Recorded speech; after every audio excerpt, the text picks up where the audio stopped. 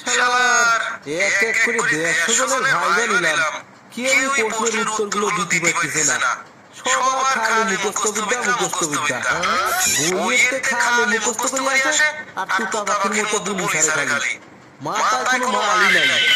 এই কারণে এবার বইয়ের বাইরেতে বসে সাজাইছি, দেখবো কার মাথায় মাল আছে। কিন্তু সেই রকম তো কোনো ক্যান্ডিডেট পাচ্ছি না। রতনে পরের জন্য টাকা দে। স্যার আসবো? আরে হ্যাঁ, আসি বসে বলেন তো। আর ভালো লাগতেছে না, মেলা কিলাম দেয়া গেছি। আচ্ছা বলেন তো, কোন মাসে একজন মানুষ সবচেয়ে কম ঘুমায়? স্যার ফেব্রুয়ারি মাসে। কারণ এই মাসে দিন সবচেয়ে কম থাকে, তাই স্বাভাবিকভাবেই এই মাসে কম ঘুমায়। হ্যাঁ, সঠিক উত্তর। এবার বলেন তো, চীনের মানুষ জাপানের মানুষের থেকে বেশি খায় কেন?